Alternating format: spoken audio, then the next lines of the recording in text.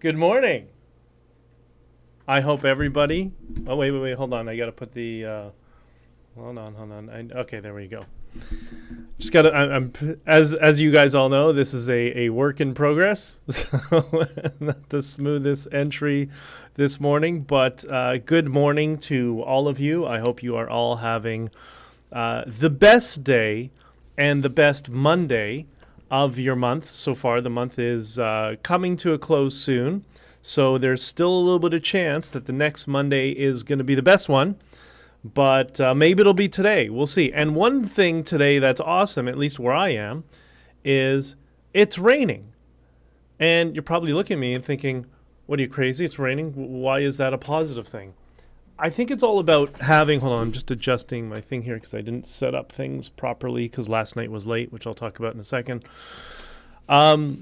Because on days like this where it's raining, for me, that's where I'm the most productive, significantly. And it helps me to really focus. And I think, we can look at things in a couple of ways, that it's a rainy day, that, it's rainy, I'm not really in the mood and whatever, and I'm going to be lethargic. Or it's raining, and now I'm not going to be distracted by the fact that it's such a nice day out. I want to go down the street and grab coffee and see people and whatever. Now I can hunker down and get through all of my stuff.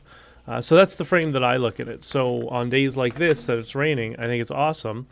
Unless you're in Medellin, Colombia, like I was, where it rained every single day. And just as a side note, my closest friend who lives in Colombia moved there from England because he couldn't handle the rain in England. And in Medellin, it's rained every day now for the past 3 years, I think, is what they told me. So good morning to all of you. Good morning, Sonia, Robin. Good morning. You got your coffee. Does everybody have their coffee and a special mug that is special for them? I have the Honking For Freedom mug / Freedom Coffee with BJ and Prime Minister Rainbow Blackface Diversity, who we're going to talk a little bit about today. And so best of mornings to all of you. It's time for a sip of coffee and to get started. That was amazing. See how good we're starting the week? See how good the day is? And I had a late night last night. We did a Twitter space, and we were discussing, many of the issues around freedom. We were discussing a little bit of Bitcoin. We do freedom chat, Bitcoin sort of stuff. Bitcoin is more towards the end of it. And just to keep everybody in that sort of positive frame and focus on all the good things that are going on right now. Sonia, we had thunderstorms last night. The sun is shining today. Sonia, you have not experienced a thunderstorm until you've experienced a thunderstorm either in the tropics or in the mountains down south in South America. Wow. Boy, it's loud, but it's pretty awesome.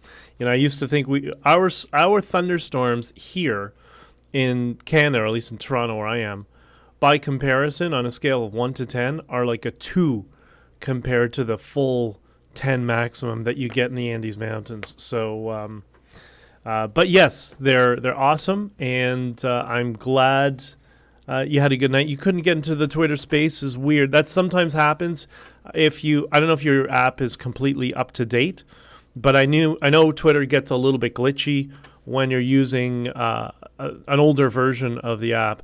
Alternatively, I'm trying to do something for the people on Getter, because I do have a small group of a couple thousand people that follow me on Getter and who aren't on Twitter.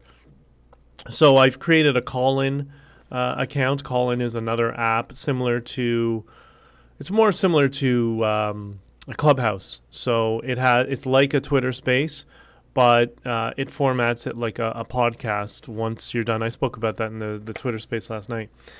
So a couple of things. First, this is your Freedom Coffee. We have our Freedom Coffee right here. And why are we here? We are here to celebrate the freedoms that we still have and to work on expanding our freedoms in the future. And I think if we all stick in that positive frame, we're strategic, we're careful, we're not divisive, we're open, and allow as many people to join this sort of headspace. I think we're going to have a lot of success with that. So thank you, everybody, for being here. If you're on Getter, by the way, Getter now has private messaging, so don't hesitate to send me a private message. It's a lot quieter than Twitter, which sometimes gets a little overwhelming. And if you're not on Locals, which is this camera here, please join Locals. There is a free code. Some people can get it to work. Some people can't. I have no idea what's wrong. We'll get through it at some point, but the promo code is the word free, all capitals, and the number 6, so free 6. If you can get into the Locals, get it working, enter that promo code, it should allow you to join and comment for free. So thank you, everybody. By the way, how is the sound? Can somebody give me a test or an indication in the comments?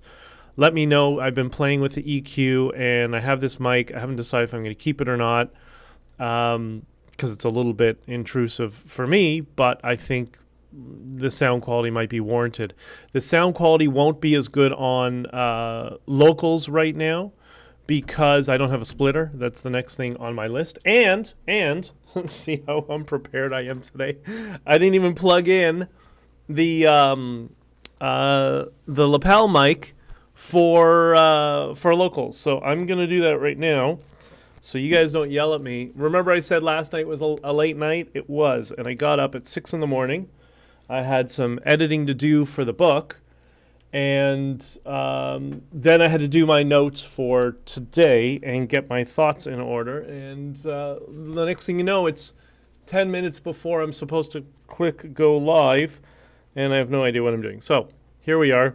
I promised you rough around the edges, and that this would be the least, oh my God, that's terrible, the least professional live stream on YouTube. So YouTube, Rumble, not Odyssey yet. That will be there. And anyways, so thank you everybody for being here. I did release a Substack today. So the Substack, and just so for those of you know who have joined the Substack, I'm trying not to be overloading you with these Substacks. And what I mean by that is Substack really communicates through email. And I hate spam like everybody else. So everybody receiving an email every day of a new Substack article, I understand that can really wear people down. So I've decided, we're going to do it intermittently, not too much, maybe a few times a month. We may up it a little bit, but not too much, so you're not going to be overwhelmed if you're subscribed with spam emails. So if you're subscribed to the Substack, please understand that, and understand that that's the reason for the breaks in articles coming out. But if you do want more articles, let me know, tell me, and we'll do more. The Substack I released today is an excluded chapter from my upcoming book on the Freedom Convoy. Now, there's been a couple of other books that have been written about one other book was written about the Freedom Convoy. There's a couple others coming out. Donna is working on one as well. And everybody, I guess, is taking their own different perspective. My perspective is from being on, this side of the camera, whether it was, being on with Tucker or on GB News or Newsmax, TPM. I don't know. There was. I found out about an interview on Saturday. Somebody told me about an interview that I did with some publication, and I didn't even remember doing it. There was so many going on, and everything made it except for 2 interviews were spiked. There were 2 spiked interviews. One was Barry Weiss, and I don't know, it's because she said, towards the end that you're completely reasonable. You guys aren't extremists at all. And I don't know, did that go against a narrative? And they spiked it. The other interview was Rebel News. So Rebel News came, and Alexandra did an hour-long interview with us after the first press conference. It was myself and Tamara, Alexandra, Lincoln, and one other person. And Alexandra was really excited to translate it into French and get it out there. And for some reason, Ezra spiked the story. I know the reason. but we'll get to that at a later date. So, that's a Substack. The article is up today, and the title is Trudeau, Dark Manipulation or Peace with Protesters, and it's very interesting. So that was a chapter that we drafted for the book and edited and all that sort of stuff, and just decided it didn't really fit in with the rest of it. It was kind of seeding some events, foreshadowing some events that were coming up, or not foreshadowing, depending on your perspective. So I decided, you know what, let's just do it as a Substack. And so you guys get a taste of the tone and the mood of the book itself. Robin says, keep the mic, LOL. Okay, so I guess the sound is pretty good. Yeah, she says sound is so much better. Sonia, same thing. Okay, thank you very much, guys. You're the best. Last night, before the Twitter space, I released one of the podcasts that I work on with Diana Davison, Joseph Newberger, Max Silverberg. I was one of the producers. We did one of the episodes together just to kind of as a filler and talk about the behind-the-scenes stuff. This is an important platform. The reason we're doing this, it's a mature podcast. It's not people, yelling about conspiracies on the internet. Joseph is a very, very well-known and accomplished lawyer. Diana is very well-known in the space of, she got that label, men's rights activist, but she's basically a rights activist. And she's become a legal researcher and works with Joseph. And what they're doing is they're trying to acknowledge all the problems that are going on in Canada's legal system. So people get confused. They try to put on the political filter, but we all have differing political views. Like come from completely different spaces politically.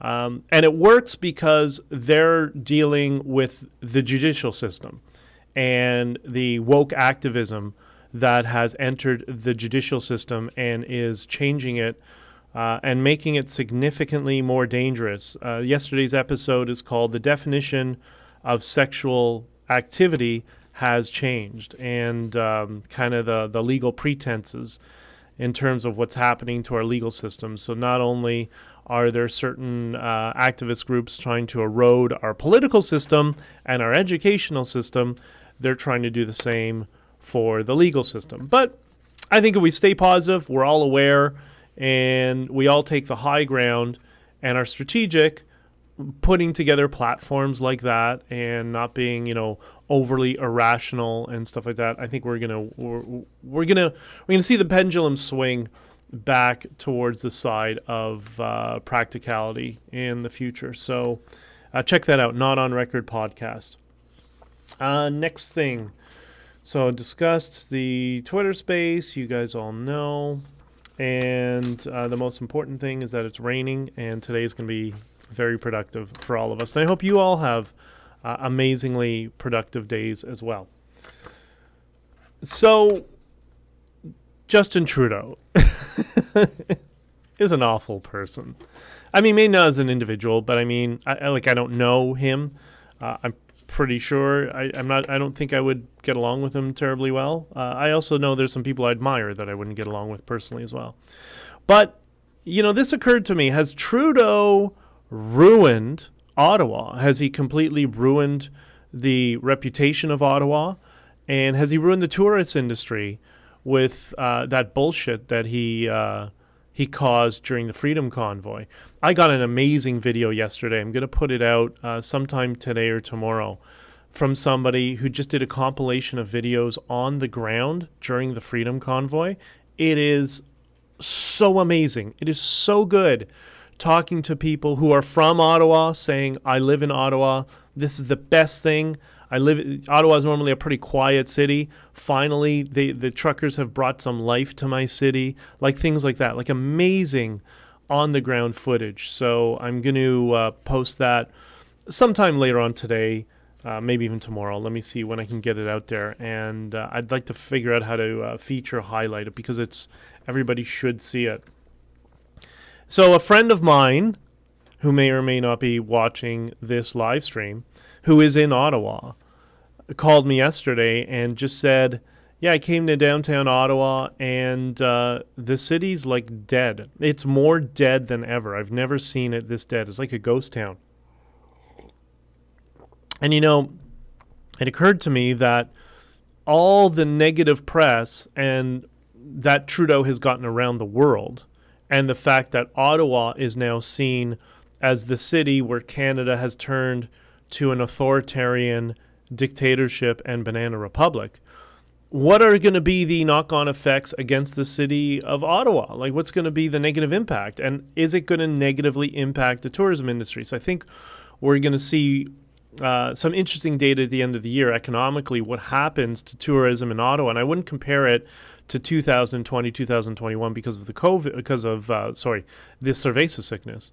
But it would be interesting to compare that to 2019, 18, 17, and to see how much it's dropped, because the rest of the cities in Canada seem to be booming. I mentioned yesterday that I was in Queen West for a meeting. Queen West, very kind of lefty part of Toronto. I'm not saying that as a pejorative right now, but just kind of the people that were completely in line with all the cerveza sickness, lockdowns, and all the authoritarian stuff. No masks, no nothing. People, just mobs of people hanging out together, going to the park, going shopping together. Like life wasn't just back to normal, but I've never seen it so busy in all my life. Yet Ottawa is a ghost town. I wonder why that is. Robin says that says something if it's the summer of tourism season. Yeah, exactly. Remember, people have been locked up for a couple of years. So this is the first summer that everybody could go out without limitations and get back to normal. But in Ottawa, they're not. Now, I don't know that everybody there is brainwashed and hiding in their house. I don't think so. Majority of the people seem to be pretty reasonable. But maybe they left Ottawa. Maybe they decided either to move or we're going to go on a vacation. We're going to get out of this place because there's just a negative vibe around Ottawa now, from what I understand, because there's been no reconciliation from the government.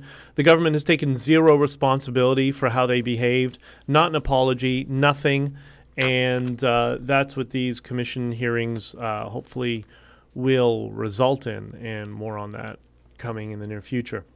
So I don't know. I think, are we going to turn the corner? Are we going to continue this downward slide into authoritarianism and destroying our history? I don't know. If Trudeau's in power, I mean, I could see him doing something stupid like saying, we need to level the parliament buildings because they're symbols of colonialism, right? Like, that's the sort of stupidity that goes through the heads of these people. And I wonder if that would result in people finally saying, hey, we need another trucking convoy. But anyways, if you have time this morning, can you touch on Gillan Nonsense that is circulating right now? I'll talk about that in a couple of minutes. So I think that's a possibility, but I think we're going to turn the corner. We're going to go away from that. We're going to get back to some sense of normalcy.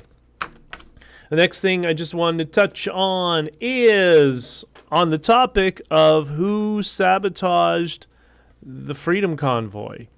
Was it sabotaged? Which I think indicators seem to show that it was. But if so, who was? Who are the ones or one person or individuals who sabotaged it? Just in a quick review, let's remember, the convoy was peaceful. It was all about peace, love, unity, and freedom. That's why you saw the hot tubs, for everybody who lost their minds over the hot tub. That's the whole vibe. Like, I saw the hot tub, I thought that was brilliant. It's supposed to be fun. Joseph, I love you, brother, but I couldn't believe that. The police initially said in the initial city council meeting with Slowly, when he was still in power, that the protesters have been more than peaceful and that this required a political solution. And everything seemed to be okay, and it was kind of a stalemate. Some politicians were really upset and worried about their careers, but everybody else was great. So what happened? around February 5th. 5th, 6th, around then. What happened? Who changed some things? I don't know. We'll dive into it, but I think we got to ask a series of questions first. We're going to try to figure out the greatest whodunit in Canadian history. Let's think. We got to ask a few simple questions. Who gained the most from the end of the convoy? Let's think about it. Now, the way Trudeau did it by bringing in martial law, that hasn't worked out for him well. He is a joke on the world stage. So what is it? Who gained from it? It clearly wasn't Trudeau. I don't know. So that's one question.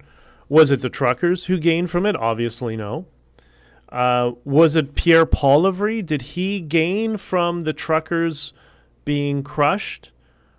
Maybe, but I don't think so. What about Doug Ford? Did Doug Ford gain from the trucker convoy being crushed? Because remember, this occurred under Doug Ford's watch in Doug Ford's jurisdiction. Those were Doug Ford's OPP officers, which he has very close ties with, right?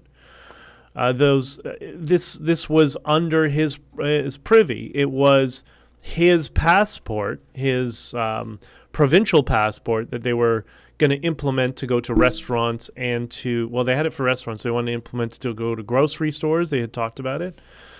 And, he quickly reversed once they realized that the masses were behind the convoy. But it was in his jurisdiction. And if it was Ford, if it was somebody around Ford, I don't know. This is just a thought exercise. This could be completely wrong. But if it was Doug Ford or anybody linked to Doug Ford, how would they do it? How could they have sabotaged the convoy? I mean, would there have been people in the convoy that would have been sympathetic to conservative politics, maybe? I don't know. But just something a feather to put in your cap, something to think about, because I think we should explore that a little bit more moving forward. Jason wants me to talk about this Gillan Nonsense. That's coming from one of my mascots. That idiot.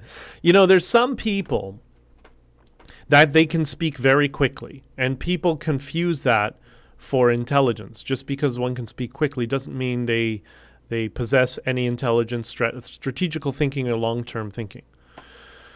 And there's some people who, not only can they speak quickly, but they're complete fuck-ups in their lives. And they ruin the lives of everybody around them, right? They get themselves into trouble, and they get everybody around them into trouble because they're stupid. They don't use their brains. They don't use their mouth. They're not careful in how they articulate their language. So I know one of the individuals behind this. I mean, it's kind of funny. I'll give them that. The whole idea, I give them props for trolling. That is funny. Although, right now, given the tenure and the tone of our government, why would you do that now? I mean, you want to make them look stupid, or you want to make the government actually start to enact more authoritarianism, and the normies don't understand what's going on, right? They don't understand that this is just a troll. So the normies are going to get on board with it. So you're going to be sitting there in the corner chuckling around this whole joke, and before you know it, this fake group is going to be a listed terrorist organization, and you're going to be picked up for your little joke and thrown in jail, and then start crying like a baby about how the government is so authoritarian.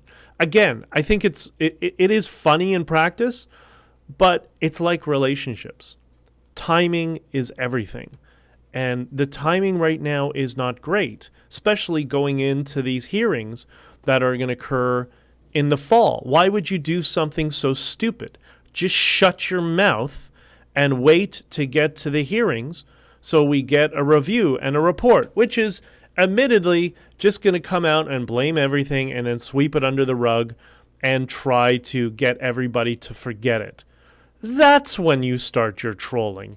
After, not before. But then I keep thinking, like, why would they do it before? Is there any benefit to them? There's a lot of money in Canadian politics, unfortunately. I mean, politics everywhere, but it's become epidemic levels in Canada as far as I'm concerned, ever since Harper put the limitations on campaign donations, which I didn't disagree with at the time. I understood why he did it. But, there's no certainties in life. There's always trade-offs. And what the trade-offs have been materializing as people of significant wealth cannot, contribute that significant wealth to political parties because there's limitations. But you know what they can do? They can fund fake proxy organizations. They can fund activists who sabotage initiatives. And we're seeing a lot of that right now. I mean, I have a whole list, I should put it out sometime, but a whole list of organizations that are receiving funding that were, I don't want to say sabotaging the Freedom Convoy, but it's trying to benefit messaging of political parties. Is that what these guys are doing? I mean, I mentioned this guy, Pat King, in the past. Everybody's like, oh, Pat King. Regardless of the fact he has one functioning brain cell, he's acted as an informant for the government, right? Like, Pat King was paid by the government, apparently, from what I've read, from Rebel Media. He was paid to rat people out. I don't know that for certain. That's just their claim. And I wouldn't be surprised, because it's always people who are really down on their luck financially. They have a lot of debt.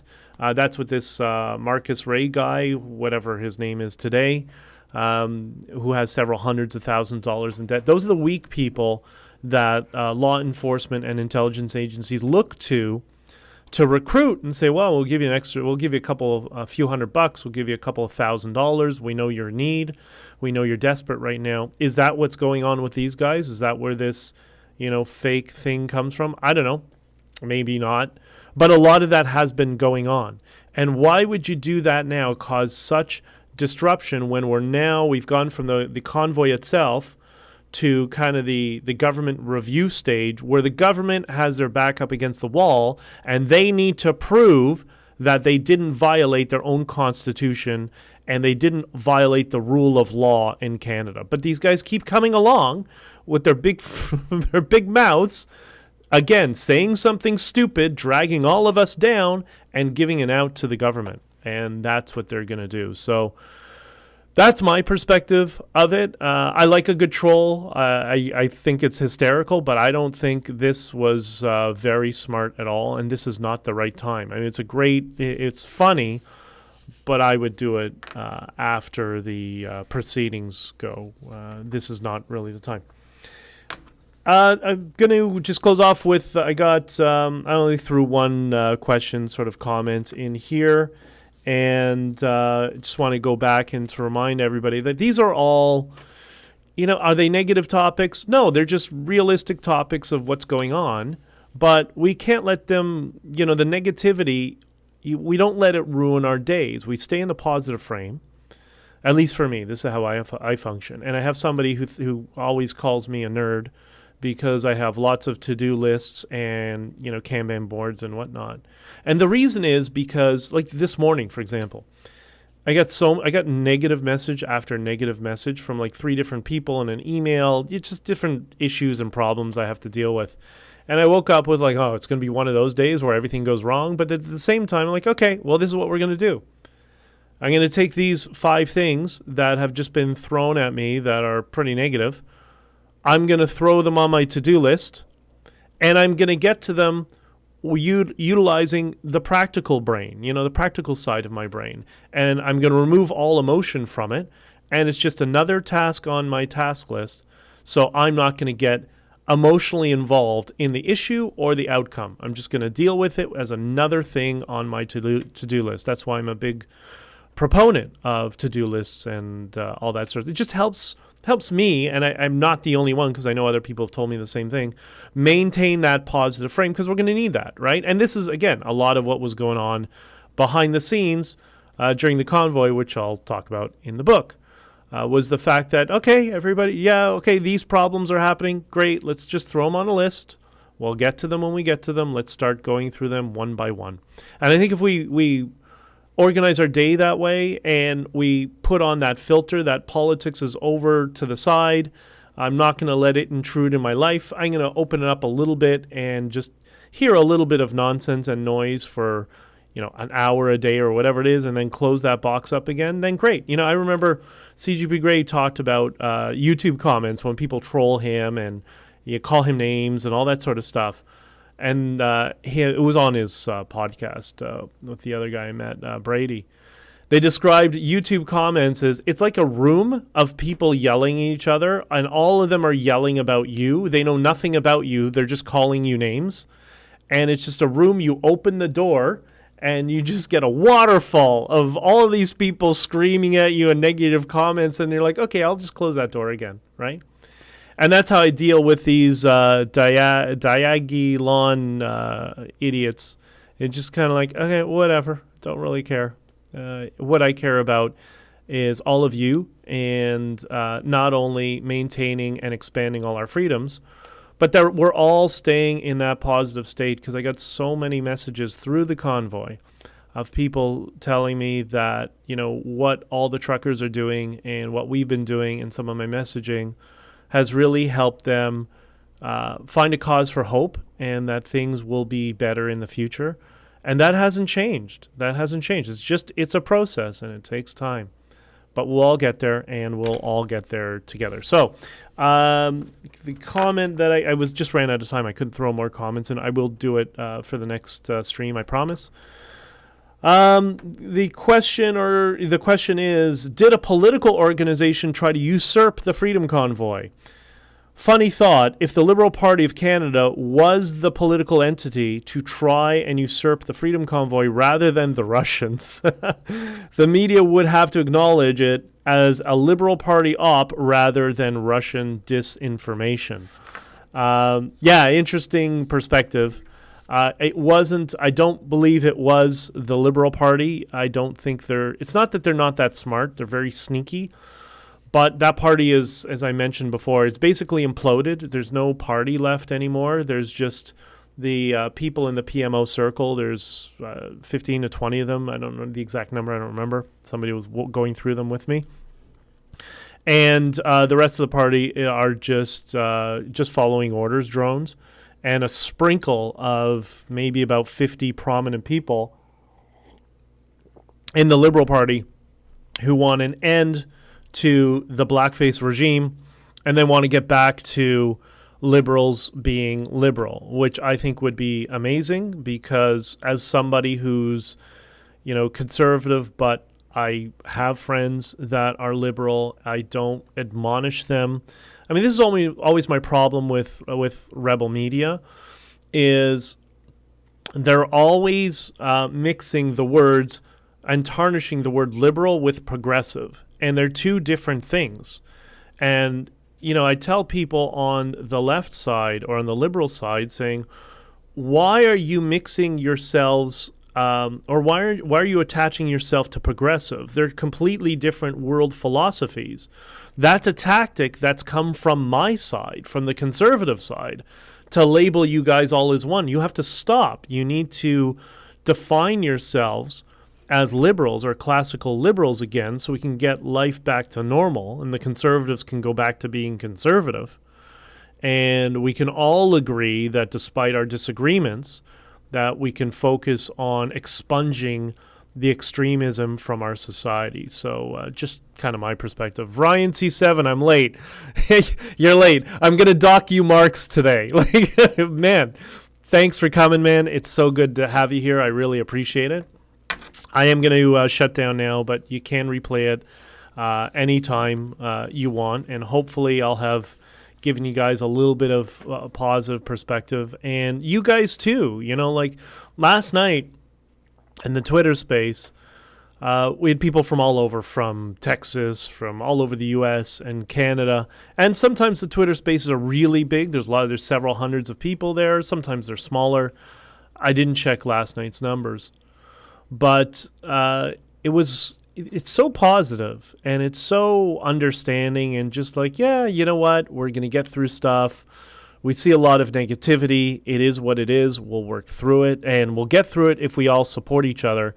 And if we support each other who have differences of opinion, I think that's a good thing. But anyways, it is now 38 minutes in. I got to run, and I will, because my alarm's going to go off in 2 minutes. So I want all of you to have the best day ever. If you're in a place that's raining, remember that's positive, because that means it's going to be a day that you can focus on your work and your to-do lists and get some stuff done. So have the best day. We'll talk to you soon. There's a chance I might do this tomorrow, if not on, I think, Wednesday. But love you guys. Be good and treat strangers with compassion and be nice to people today. It's going to make you feel so much better about yourself. Have a great day.